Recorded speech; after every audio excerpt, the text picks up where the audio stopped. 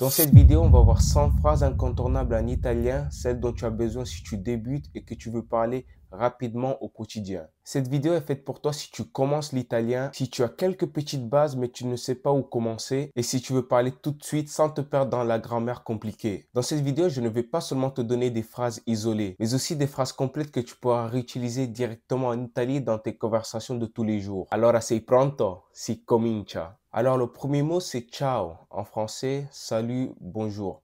Alors, c'est une façon informelle de dire bonjour à ses amis, à ses proches, à des personnes de ton âge. Comme par exemple, ciao Marco.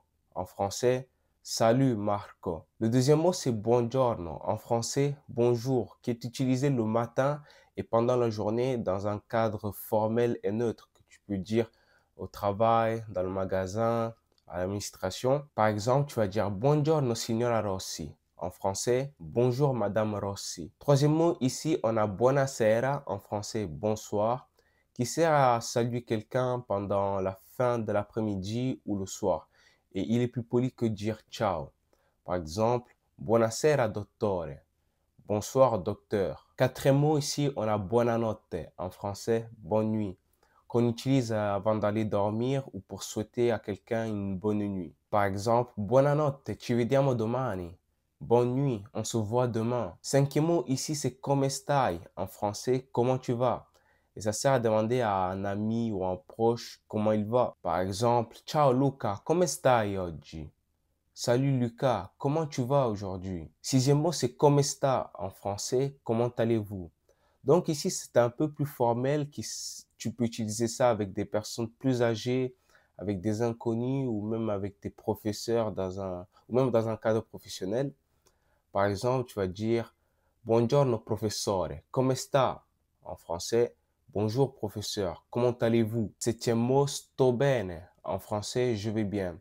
Et ça, tu le dis lorsque tu réponds à la question come sta ou come stai. Donc, ça sert à indiquer que tu vas bien. Par exemple, on va te dire come stai? Et toi, tu vas répondre sto bene, grazie. Comment tu vas? Je vais bien, merci. Huitième mot, sto male. En français, je vais mal. Et c'est une réponse négative pour indiquer que tu vas pas bien physiquement ou moralement. Par exemple, oggi sto male, ho mal di testa. Aujourd'hui, je vais pas bien, j'ai mal à la tête. Neuvième mot, così così. En français, comme ci, comme ça. Ça sert à dire que ça va ni bien ni mal, comme ci, comme ça, moyennement. Par exemple, on va te dire come stai? Et toi, tu vas répondre così così, sono un po' stanco. Comment tu vas? Comme ci, comme ça, je suis un peu fatigué. Dixième mot, on a et tout, en français, et toi. En fait, qui sert à retourner à la question à l'autre personne à qui tu as donné ta réponse. Par exemple, sto bene, et tout, je vais bien. Et toi, onzième mot, onzième phrase, ici, on a per favore, en français, s'il te plaît, qui sert à demander quelque chose poliment dans une situation informelle ou neutre. Par exemple, mi passi il sale per favore? Tu me passes le sel, s'il te plaît. Deuxième mot, ici, on a prego, en français, de rien, qui est en fait une réponse classique à grazie, ou même ça sert à inviter à quelqu'un à entrer ou commencer quelque chose. Par exemple, grazie mille. Et toi, tu vas répondre prego, merci beaucoup, de rien. Treizième phrase, treizième mot, ici, on a mi dispiace. En français, je suis désolé, qui sert à s'excuser ou à exprimer un regret. Par exemple, mi dispiace molto, ho dimenticato il tuo libro. Je suis désolé, j'ai oublié ton livre. Le quatorzième, ici, on a non capisco. En français, je ne comprends pas, qui est très utile quand tu débutes et que tu veux signaler ton incompréhension. Par exemple, scusi, non capisco quello che dice. Excusez-moi, je ne comprends pas ce que vous dites. Quinzième mot, quinzième phrase, ici, on a puoi ripetere. En français, tu peux répéter, qui est très utile pour demander à quelqu'un une phrase que tu n'as pas comprise. Par exemple, scusa, puoi ripetere lentamente? Désolé, tu peux répéter lentement. Seizième mot, seizième phrase, ici, on a parli francese. En français, tu parles français, ou même n'importe quelle langue, tu peux dire parli italiano, parli tedesco. Tu parles italien, tu parles l'allemand, qui est indispensable pour vérifier si quelqu'un parle ta langue ou pour faciliter la communication. Par exemple, tu vas dire ciao, parli francese? salut, bonjour, tu parles français? 17e phrase, 17e mot. Ici, on a parlo un po' d'italiano. Je parle un peu d'italien. Très important pour expliquer ton niveau d'italien et pour encourager l'interlocuteur à parler plus lentement. Par exemple, parlo solo un po' d'italiano. Puoi parlare piano? Je parle seulement un peu d'italien. Tu peux parler doucement. 18e phrase, ici, on a quanto costa en français. Combien ça coûte? C'est une phrase importante pour demander le prix de quelque chose dans les magasins, dans un marché ou dans un restaurant. Par exemple, scusi, quanto costa questa maglietta? Excusez-moi, combien ça coûte ce t-shirt? 19e phrase, ici, on a è troppo caro. En français, c'est trop cher. Qui est très utile pour exprimer ton opinion sur un prix, surtout dans un marché où tu peux négocier. Par exemple, mi piace ma è troppo caro. Ça me plaît, mais c'est trop cher. Pour la 20e ici, on a va bene. En français, ça va. D'accord. C'est une expression très flexible pour accepter une proposition, confirmer ou pour tout simplement dire que tout est OK. Par exemple, andiamo alle 3? Si, va bene.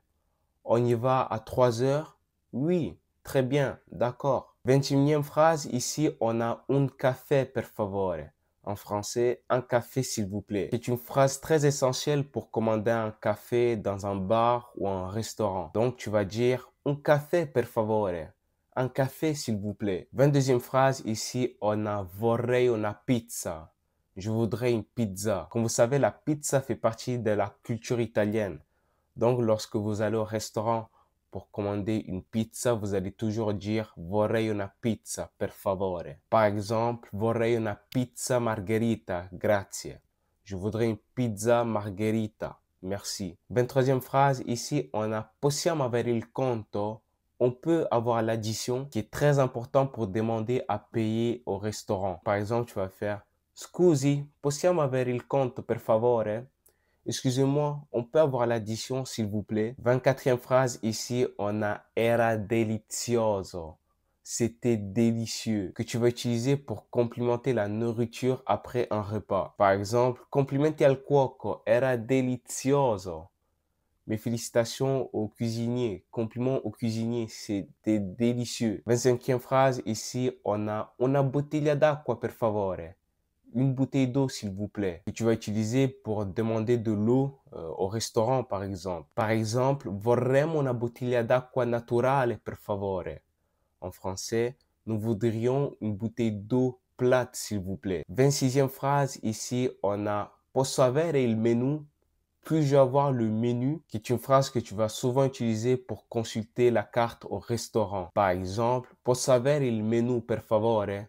Puis-je avoir le menu, s'il vous plaît? 27e phrase, ici, on a siamo in due. Nous sommes deux. Qui sert à indiquer combien de personnes sont présentes pour une table au restaurant. Par exemple, lorsque tu rentres au restaurant, tu vas dire buonasera, siamo in due. Bonsoir, nous sommes deux. 28e phrase, ici, on a un tavolo per quattro, grazie.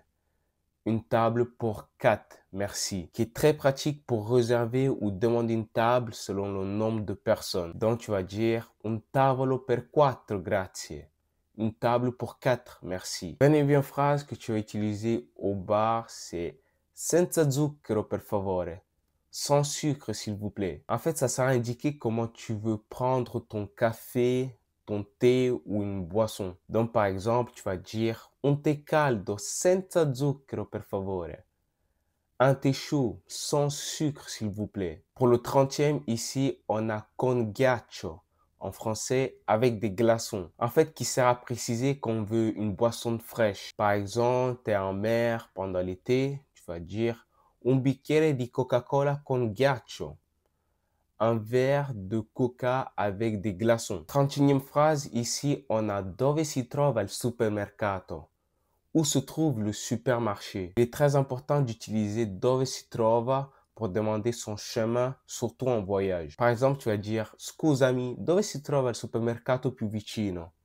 Excusez-moi, où se trouve le supermarché le plus proche? 32e phrase, ici, on a mi puoi aiutare? En français, Pouvez-vous m'aider? Est très utile dans n'importe quelle situation lorsqu'on a besoin d'assistance ou d'aide. Par exemple, mi puoi aiutare a trovare questa via? Pouvez-vous m'aider à trouver cette rue? 33e phrase, ici on a sto cercando il pane. Je cherche le pain, qui est très pratique lorsque tu es dans un magasin ou un supermarché et que tu veux demander un produit spécifique. Ici, le pain. Par exemple, tu vas dire sto cercando il pane integrale. Je cherche le pain complet. 34e phrase, ici, on a avete frutta fresca? Avez-vous des fruits frais? En fait, qui sert à vérifier la disponibilité de produits dans un magasin ou dans un marché. Dans ce cas, on demande pour les fruits, donc on va dire avete frutta fresca oggi? Avez-vous des fruits frais aujourd'hui? 35e phrase, ici, on a un chilo di mele, grazie. Un kilo de pommes, merci. Très utilisé pour commander une quantité précise au marché. Par exemple, vorrei un chilo di mele rosse, grazie. Je voudrais un kilo de pommes rouges, merci. 36e mot, ici, on a mi dia mezzo chilo di formaggio. Donnez-moi un demi-kilo de fromage, qui est très pratique pour acheter au poids chez le fromager ou au marché. Par exemple, mi dia mezzo chilo di parmigiano, per favore. Donnez-moi un demi-kilo de parmesan, s'il vous plaît. 37e phrase, ici, on a est possible assaggiare? C'est possible de goûter, qui est très courant sur les marchés ou les dégustations, donc de vin, fromage, charcuterie par exemple. Tu vas par exemple dire est possible assaggiare questo salame? Est-il possible de goûter ce saucisson? 38e phrase, très utile ici, c'est accettate la carta di credito? Acceptez-vous la carte? Qui est très utile pour savoir si on peut payer avec la carte bancaire. Donc par exemple, tu vas dire scusi, accettate la carta di credito qui? Excusez-moi, est-ce que vous acceptez la carte bancaire ici? 39e phrase, ici, on a ho solo contanti. J'ai seulement du liquide. En fait, qui est très utile pour préciser son mode de paiement. Par exemple, tu vas dire posso pagare ho solo contanti. Je peux payer, j'ai seulement du liquide. 40e phrase, ici, on a posso avere un sacchetto? Puis-je avoir un sac? Qui est une phrase très pratique après les courses pour demander s'il est possible d'avoir un sac en plastique ou en papier. Tu vas à la caisse et tu vas dire posso avere un sacchetto per favore? Puis-je avoir un sac s'il vous plaît? 41e phrase, ici, on a dove si trova la stazione? Où se trouve la gare? Très important en Italie pour demander son chemin vers la gare indispensable en voyage. Tu vas par exemple dire scusi, dove si trova la stazione centrale? Excusez-moi, où se trouve la gare centrale? 42e phrase, ici, on a quanto costa un biglietto?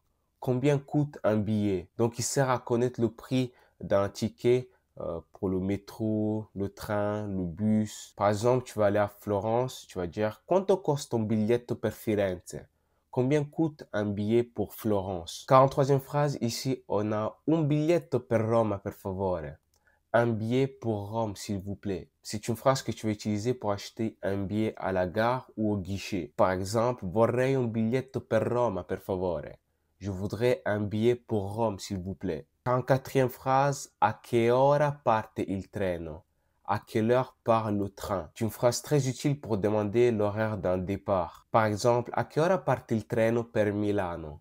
À quelle heure part le train pour Milan? 45e phrase, ici, on a devo cambiare treno?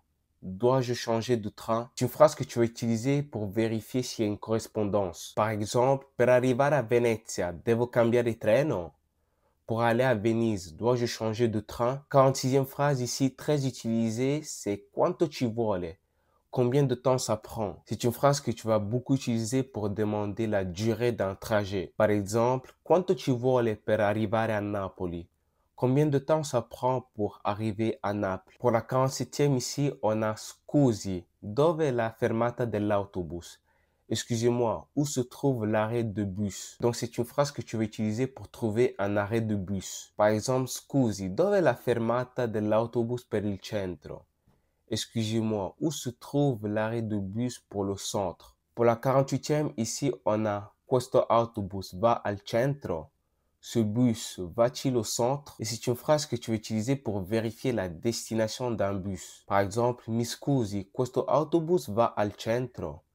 Excusez-moi, ce bus va-t-il au centre? Pour la 49e, ici, on a è lontano da qui. C'est loin d'ici. En fait, c'est une phrase que tu vas utiliser pour savoir si une destination est proche ou non. Par exemple, la piazza principale è lontano da qui. En français, la place principale est loin d'ici. 50e phrase, ici, on a pour mostrarmelo sulla mappa.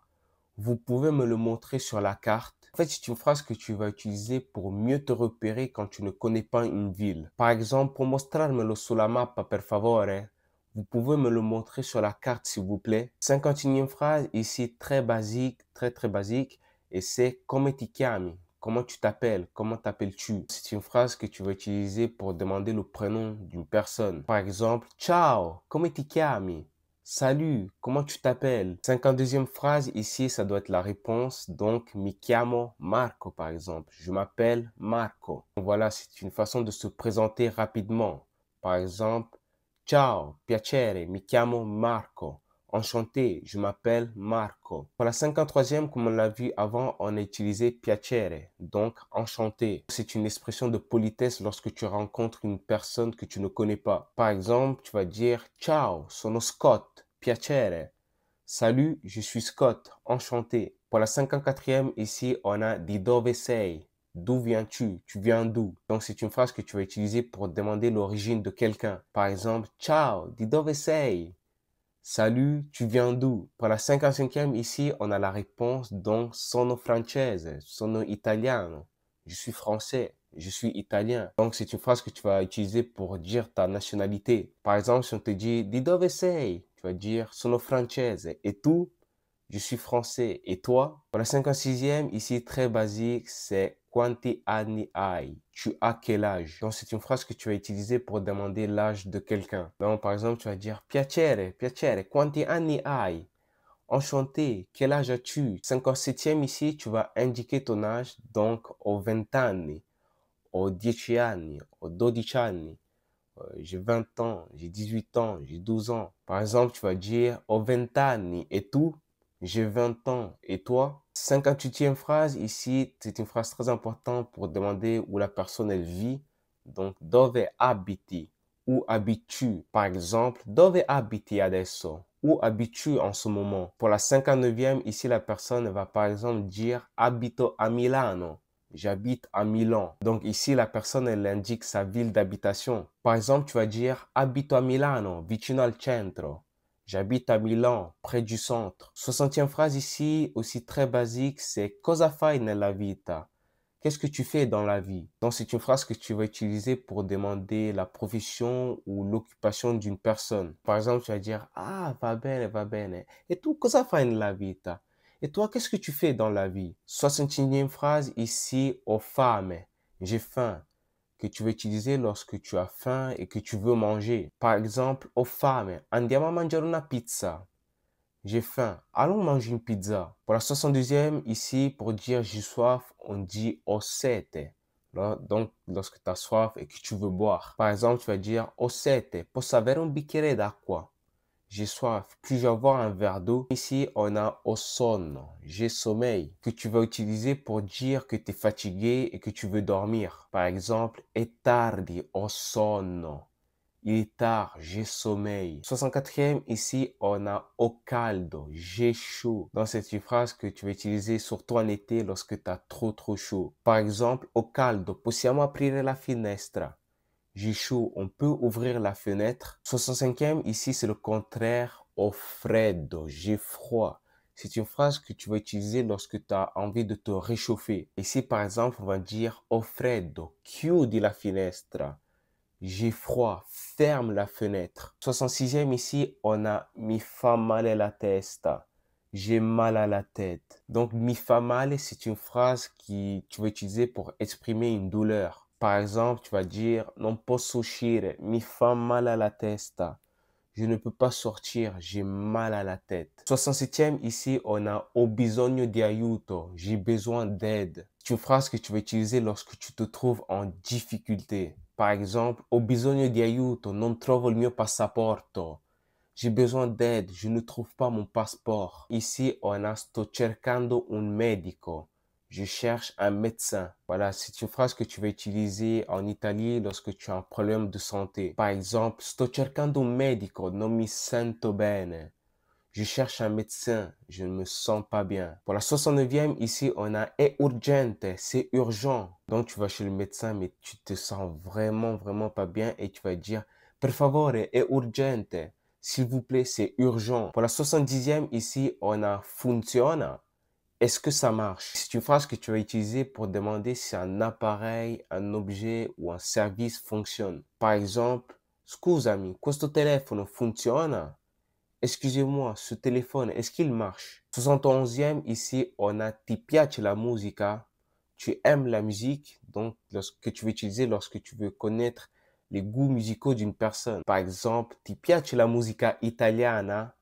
Tu aimes la musique italienne. 62e ici, que tu vas aussi très utiliser, c'est mi piace ballare, mi piace cantare. J'aime danser, j'aime chanter. C'est une phrase que tu vas dire pour dire tes loisirs à une personne, ce que tu aimes faire. Par exemple, mi piace ballare con i miei amici. J'aime danser avec mes amis. 73e, mi piace leggere. J'aime lire, que tu vas utiliser lorsque tu veux exprimer ton hobby. Par exemple, mi piace leggere libri gialli. J'aime lire les romans policiers. 74e phrase, ici très utilisée le week-end, c'est vuoi uscire stasera? Tu veux sortir ce soir? Donc c'est une phrase que tu vas utiliser lorsque tu veux sortir le week-end en boîte, pour une fête, n'importe. Par exemple, vuoi uscire stasera con noi? Tu veux sortir ce soir avec nous? Pour la 75e ici, on a dove andiamo? On va où? Par exemple, une amie te fait une surprise et toi tu vas dire dove andiamo? Donc, tu vas l'utiliser pour demander la destination. Par exemple, dove andiamo dopo cena? On va où après le dîner? 76e, ici, ça va être la réponse, c'est andiamo al cinema. On va au cinéma. Donc voilà, c'est une phrase que tu vas utiliser lorsque tu veux proposer une sortie. Par exemple, stasera andiamo al cinema per vedere un film. Ce soir, on va au cinéma pour regarder un film. 77e phrase, ici, on a ti va una birra? Ça te dit une bière? Voilà, c'est une phrase que tu vas utiliser pour proposer de boire quelque chose avec une personne. Par exemple, siamo al bar, ti va una birra? On est au bar, ça te dit une bière? 78e phrase, ici, c'est une phrase que tu vas utiliser lorsque tu veux demander la durée du séjour d'une personne et c'est quanto tempo resti? Tu restes combien de temps? Par exemple, quanto tempo resti a Roma? Tu restes combien de temps à Rome? 79e, ici, on a è la mia prima volta qui. C'est ma première fois ici. C'est une phrase que tu vas utiliser pour dire que tu découvres ce lieu pour la première fois. Par exemple, è la mia prima volta a Venezia. C'est ma première fois à Venise. 80e phrase, ici, on a mi sto divertendo molto. Je m'amuse beaucoup. C'est une phrase que tu vas utiliser lorsque tu es avec une personne et que tu passes un bon moment. Par exemple, grazie per la serata, mi sto divertendo molto. Merci pour la soirée, je m'amuse beaucoup. 81e phrase, ici c'est une phrase que tu as utilisée pour demander l'heure. Che ore sono? Quelle heure est-il? Par exemple, che ore sono adesso? Quelle heure est-il maintenant? 82e phrase, c'est une phrase que tu vas utiliser lorsque tu as besoin d'aide et c'est puoi aiutarmi? Tu peux m'aider, par exemple, puoi aiutarmi a trovare la strada?